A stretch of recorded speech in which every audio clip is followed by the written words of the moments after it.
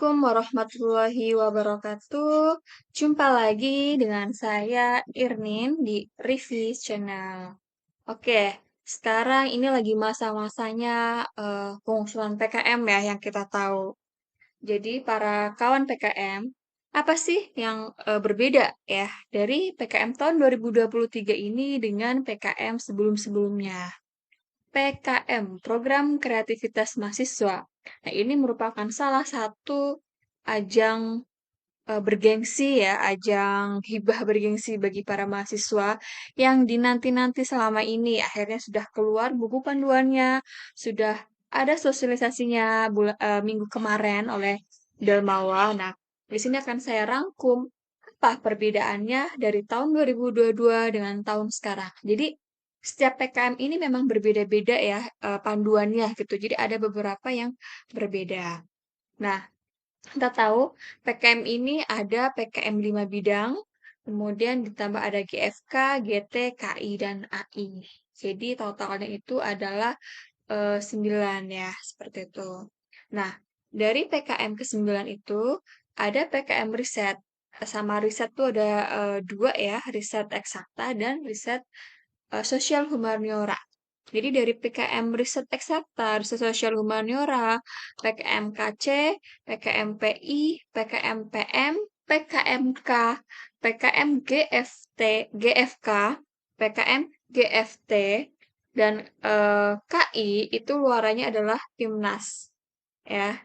Kemudian untuk PKM AI itu adalah tidak ikut Timnas karena sampai ke dalam artikel ilmiah saja. Seperti itu. Nah, oh iya maaf tadi ada kesalahan tulisan harusnya GFT ya. Karena sekarang udah berganti ya bukan GT lagi tapi GFT. Nah, dari 10 PKM ini, skim PKM ini ada yang pendanaan dan ada yang non pendanaan. Nah, biasanya ada yang bertanya-tanya nih, kalau PKM AI harus mengusulkan proposal dulu nggak? Tidak ya.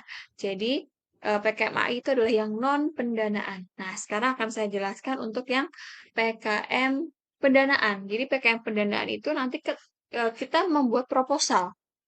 Ya, kita membuat proposal, mengusulkan proposal. Ini ada 8 skim. RE, PKM RSH, K, PM, PI, KC, KI, dan VGK. Itu mendapatkan pendanaan otomatis nanti kita harus ada monefnya. Ya, kalau P2, PKP 2 nama sekarangnya gitu ya. Kemudian nanti ada laporan kemajuan dan ada laporan akhir. Kemudian PKM yang non pendanaan. Non pendanaan berarti kita tidak diberi pendanaan, hanya diberi insentif. Itu adalah PKM GFT dan PKM artikel ilmiah. Nah, apa sih macam-macam dari PKM itu sudah saya pernah singgung di tayangan-tayangan sebelumnya. Silahkan teman-teman kawan PKM ini bisa searching di video-video review yang sudah pernah saya singgung ya untuk sekilas penjelasannya. Seperti itu. Nah, apa perubahan PKM di tahun 2023 saat ini? Nah, ini buku pedomannya sudah ada ya, pedoman umum dan 10 pedoman pelaksanaan PKM dari masing-masing skema. Yang pertama, untuk perubahan PKM-nya adalah waktu pelaksanaan. Waktu pelaksanaan tahun 2022 itu hanya 3-4 bulan ya, karena memang waktu itu terkait dengan anggaran dan masih new normal seperti itu. Nah, kalau saat ini 2023 karena sudah normal, jadi untuk waktu pelaksanaan PKM-nya itu adalah 4-5 bulan. Jadi jangan lupa nanti kawan PKM ini dituliskan di dalam apa namanya metode ya. Nanti ada metodenya dan dituliskan di dalam eh, rencana pelaksanaan di bab 4 nanti kan ada anggaran biaya dan jadwal kegiatan. Nah, ini ditulisnya adalah 4-5 bulan. Tidak boleh lebih, tidak boleh kurang. 3 bulan salah, 6 bulan salah. Jadi 4 atau 5 bulan, 4-5 bulan. Nah, transformasinya ya, dari tahun 2022 sama sekarang saat ini itu sudah full luring. Tapi tetap kita dengan prokes ya, menjaga tetap pakai masker, hand sanitizer, dan sebagainya, dan berbasis IT. seperti itu. Jadi udah benar-benar full luring ya. Eh, untuk PIMNAS-nya saja sudah luring dan kemungkinan untuk PKP 2 tahun ini juga kemungkinan sudah luring. Kalau tahun kemarin masih daring ya, PKP 2 ini. Nah, kemudian ada lagi yang berbeda yaitu adalah pendanaan. Nah, pendanaan di sini tahun kemarin itu 5 sampai 7 juta, kemudian dana pendamping PT maksimal sekian dan ada instansi lain. Nah, untuk tahun ini yang teman-teman kawan PKM perlu cermati adalah pendanaan dari Belmawa yang akan Belmawa berikan ke kawan PKM nanti adalah 6 sampai 10 juta. Kemudian dana pendamping dari PT itu maksimal adalah 2 juta. Kemudian dana dari instansi lain, jika ada atau mitra dan sebagainya itu adalah 1 juta gitu. Jadi kalau misalkan teman-teman menganggarkan dari pendanaan Belmawanya misalkan adalah 8 juta, dari instansi 1 juta, ya berarti totalnya adalah 9 juta seperti itu. Nah, ini apa namanya dianggarkannya ya, misalkan nih. Misalkan kawan PKM itu mengambil anggaran yang paling maksimal misalkan 10 juta ya. Kemudian dari PT maksimalnya ada 2 juta. Nah, berarti 2 juta. Kemudian kalau ada dari pihak lain gitu, 1 juta. Sehingga total 13 juta maksimumnya. Tapi kalau kurang dari 13 juta itu diperbolehkan. Ya, ini hanya maksimumnya saja. Nah, ini yang nanti teman-teman kawan PKM itu tulis di lampiran nanti, justifikasi anggaran dana dan di bagian biaya ya. Di bab 4-nya itu harus sama, tidak boleh berbeda, jadi harus sama. Kemudian perubahan PKM-nya, nah ini yang sedang ngetren ya saat ini ya untuk kawan PKM generasi milenial saat ini digital gitu. Eh, untuk keluaran PKM 2022 itu cukup singkat, hanya laporan kemajuan, laporan akhir, dan produk PKM. Nah, produk ini adalah tergantung dengan skemanya. Itu berbeda-beda. Ya, contohnya misalkan PKM-nya adalah KC, berarti ini adalah produk PKM KC.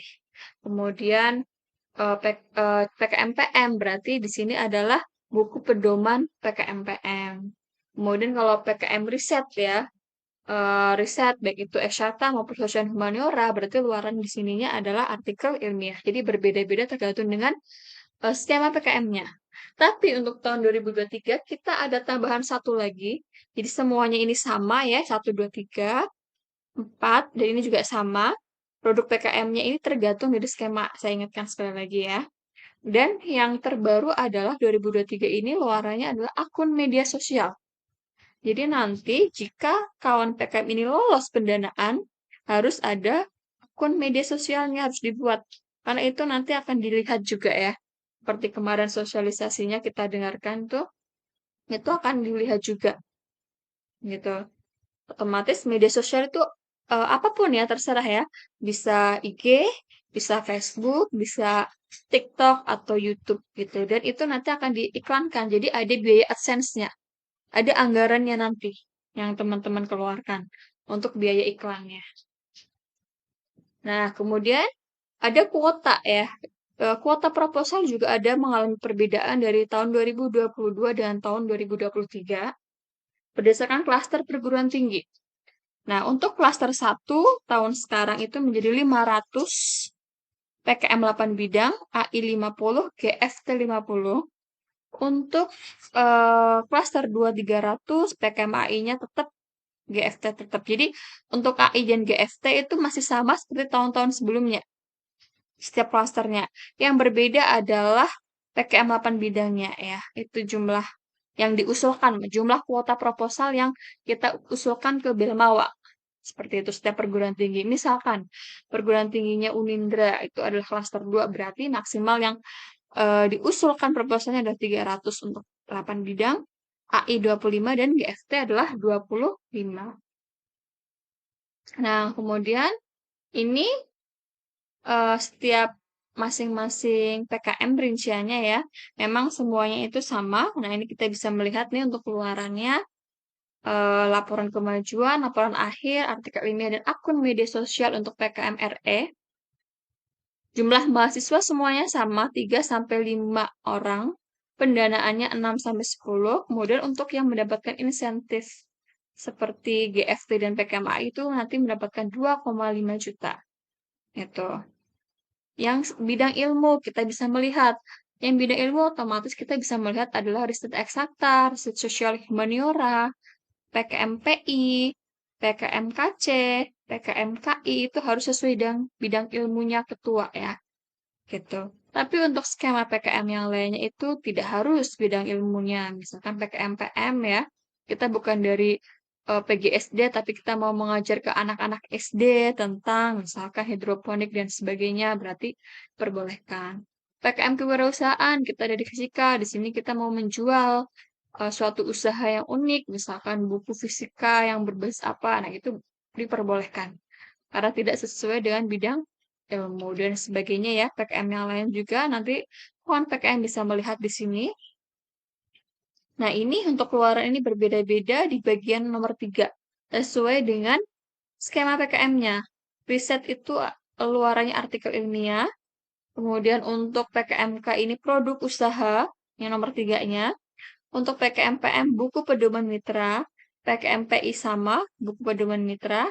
PKMKC adalah prototipe atau produk fungsional. PKMKI, produk fungsional tapi skala penuh.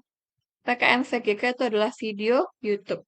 Nah, untuk yang lainnya, laporan kemajuan, laporan akhir, dan akun media sosial, semua PKM yang pendanaan harus ada semuanya di luaran wajib. Kalau luaran tambahan itu bebas ya, kawan PKM bisa kalian tulis, bisa tidak. Nah, ini sesuai dengan konversi ya, PKM berbasis NBKM ini masih sama seperti tahun 2022. Tuh, jadi nanti akan dikonversi SKS-nya jika lolos tahap pertama, jika didanai, jika masuk ke PIMNAS. Nanti teman-teman tinggal melihat sendiri berapa konversi SKS-nya. Nah, kemudian format RAB ini masih sama seperti tahun lalu.